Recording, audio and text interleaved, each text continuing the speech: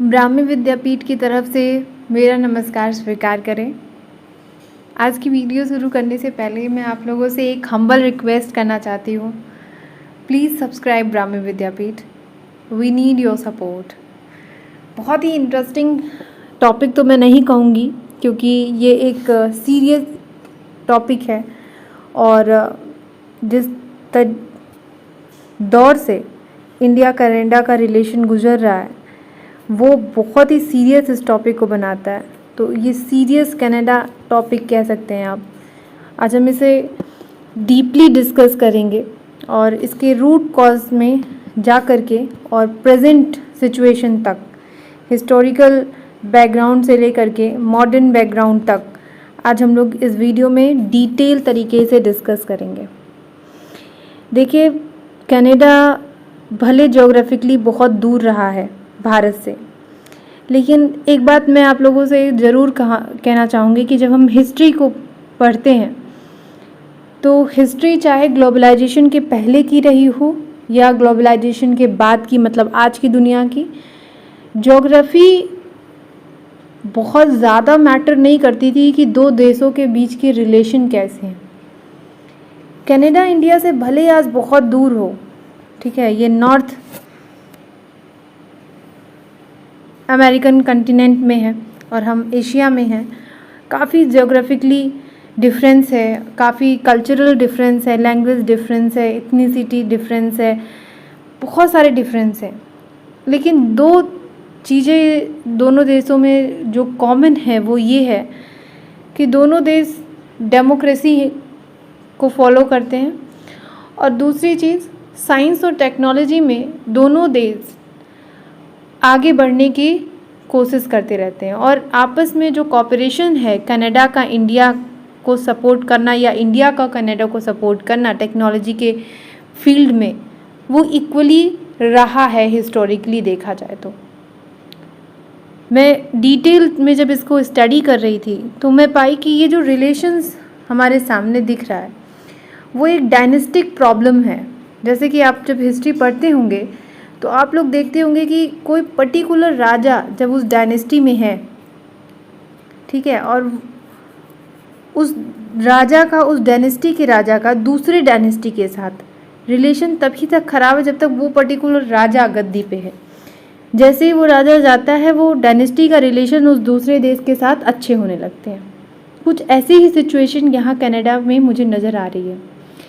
इस वक्त जो प्रेजेंट प्राइम मिनिस्टर हैं जस्टिन ट्रूडो साहब, he is not a person who make their own field on the basis of their own trade.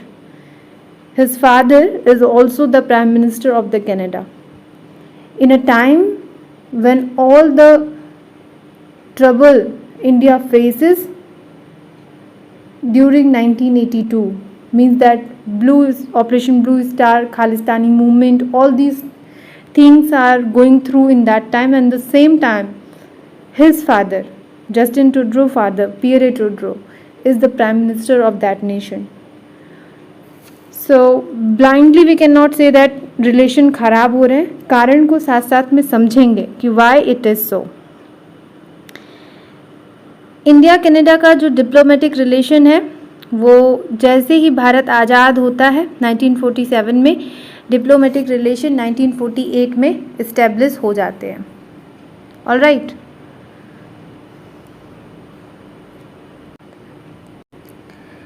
1948 में कश्मीर में कुछ प्लेबिसाइट्स होते हैं जिसको कनाडा सपोर्ट करता है। एक इम्पॉर्टेंट इंडिया और कनाडा के बीच में साइंटिफिक डेवलपमेंट ये होता है कि जो साइरस है, Cyrus means Canada India reactor utility service, जिसे अगर हम कहें कि ये इंडिया की न्यूक्लियर मिशन की नींव यहाँ से पड़ी थी तो अतिशयोक्ति नहीं होगी। डॉक्टर होमी जे भाभा का ये मैं कहूँगी एक कैरिस्मेटिक पर्सनालिटी था जो इंडिया को कनाडा से साइंटिफिकली जोड़ करके रखा हुआ था उस समय में, और कनाडा उनके ऑरा से प्रभावित होकर के मैं ये कहूँगी कि उनका ही चमत्कार था कि साइरस को इंडिया को देने से मना नहीं कर पाया, राजी हो गया। साइरस क्या है और इंडिया और कनाडा की फ्रेंडशिप उससे कैसी नज़र आती है, आगे देखते हैं। देखिए, साइरस जो है वो 1954 में कनाडा ने सप्लाई कर दिया था भारत को, ठीक है। और ये एक आप कह सकते हैं कि जो हमारे वहाँ रिएक्टर बनना था, न्यूक्लियर थर्मो रिएक्टर बनना था, उसकी नींव यहीं से शुरुआत हुई थी।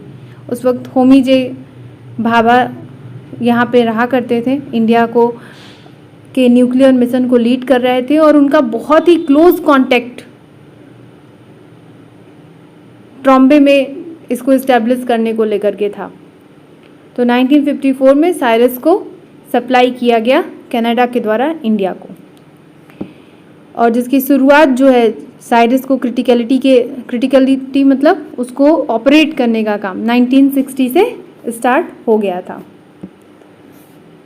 So this is shows that कि हिस्टोरिकली हमारे इतनी बैड रिलेशन नहीं थे, और हो भी क्यों, हम उनसे कोई बाउंड्री नहीं शेयर करते, कोई हमारा डिस्प्यूट नहीं है, but why the relation going to worse, this is major question.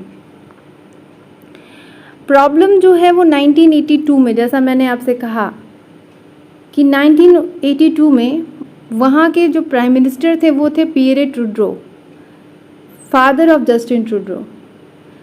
Bharat से एक अपराधी मैं कहूँगी, वो कुछ लोगों की हत्या करके पंजाब में कनाडा भाग गया था, और भारत ने कनाडा से उसको एक्सट्रेडिट करने की मांग की कि कनाडा से उसको छोड़ दिया जाए और उसे भारत वापस लाना है।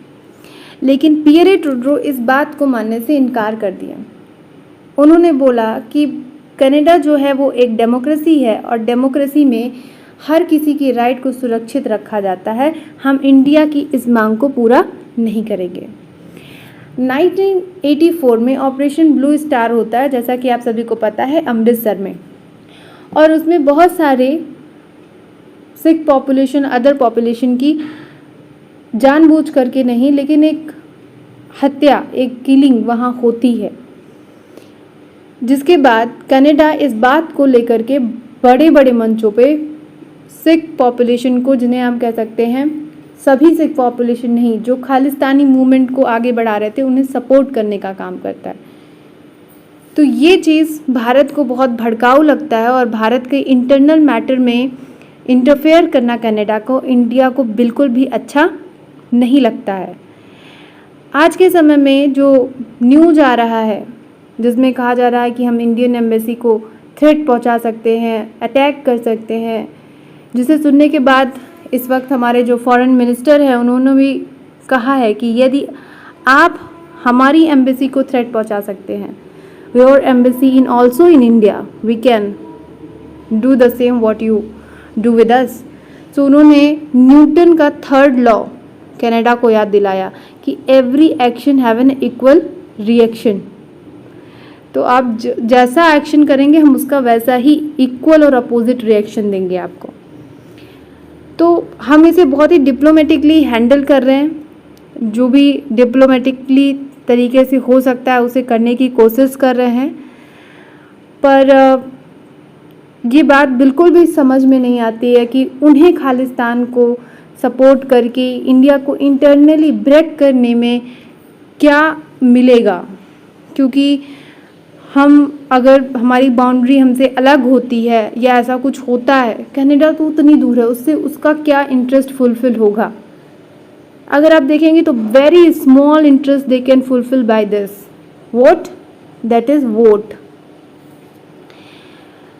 आपको पता है कि इस वक्त भारत में चुनाव चल रहे हैं, और भारत में चुनाव सच में होते हैं, है ना। हमारे वहाँ डमी इलेक्शंस नहीं होते, रियल इलेक्शंस होते हैं, और हम सभी इस इलेक्शन में पार्टिसिपेट कर रहे हैं, रिस्पॉन्सिबली वोट पड़ रहे हैं। और इस समय में तमाम कमेंट देना और निज्जर की किलिंग को लेकर के तमाम 3 इंडियंस को गिरफ्तार कर लेना, इंडियन एम्बेसी पे अटैक करने का धमकी देना और ऐसे तमाम एक्टिविटीज़ करना, वो भी इस वक्त जब इंडिया में इलेक्शन चल रहे हों, तो हम ये नहीं कह सकते कि ये कोई बचपना है या जानबूझ के नहीं किया गया है। This is totally targetly on the elections of India. Canada में भी इलेक्शंस हैं 2025 में, ठीक है। तो जो प्रेजेंट गवर्नमेंट है वो कहीं से भी अपनी सीट छोड़ने के लिए तैयार नहीं है। Trudeau do not want to leave their seat. Canada की अगर आप पॉपुलेशन, उसकी डेमोग्राफी को अगर हम स्टडी करें तो टोटल हमारे पास समझ के ये तुरंत निकल आएगा कि ये एक वोट पॉलिटिक्स है, वोट बैंक पॉलिटिक्स जिसे आप कहते हैं। कनाडा की टोटल पॉपुलेशन बहुत ज़्यादा नहीं है, वो 3.8 करोड़ है, 8-9 करोड़, 3 करोड़ के करीब करीब आप कह सकते हैं। 3-3.5 करोड़ पॉपुलेशन जिस देश की हो और उस देश में 10 लाख से ज़्यादा 1.6 मिलियन, लगभग 16 लाख के करीब करीब इंडियंस डायस्पोरा वहाँ रहता है। तो 3 करोड़ में 16 लाख, हमारे लिए 16 लाख 3 करोड़ मायने नहीं रखता है क्योंकि हम 140 करोड़ आबादी के देश है। लेकिन जिस देश की आबादी ही 3 करोड़ हो, उसमें 10 लाख 16 लाख की पॉपुलेशन बहुत मैटर करती है, बहुत इम्पैक्ट करती है। चुनाव के पूरी चेहरे को ही बदल देने का काम कर सकती है 10 लाख पॉपुलेशन। जिस पार्टी के साथ है वो पार्टी जीत सकती है, जिसके साथ नहीं है वो हार सकती है। तो this is totally and purely intentionally a vote politics. हमें बहुत ही सिंसियरली इस चीज़ को समझने की ज़रूरत है कि this is vote politics and this bad relation with Canada is not going to be permanent if we handle it diplomatically very well। क्योंकि यहाँ पे बॉर्डर इशू है नहीं जहाँ पे हम अपना मिलिट्री पावर दिखा सकें, है ना। यहाँ पे टोटली डिप्लोमेटिक रिलेशन की बात है और हम जितना मैच्योरली इसे हैंडल करेंगे उतना ही अच्छा होगा। Otherwise Canada going to be hurt us internally, क्योंकि Punjab is the key position in Indian geography, not only in geography, in economy, in polity, in everywhere. We love our Punjab, Punjabs love India. There is no place, any bifurcation in India and Punjab. But anyone outside from our nation want to break them. India from Punjab, Punjab from India. We can handle it diplomatically very well. After all, this is the nation of Chanakya. So with this, I end today's discussion with all of you. आप सभी के साथ मुझे इस discussion को share करके बहुत अच्छा लगता है। आपको कैसा लगता है कमेंट करके ज़रूर बताइएगा। At the end I want again request to you, please subscribe my channel, subscribe Brahmi Vidyapeeth. फिर मिलते हैं अगली वीडियो में। आपको धन्यवाद।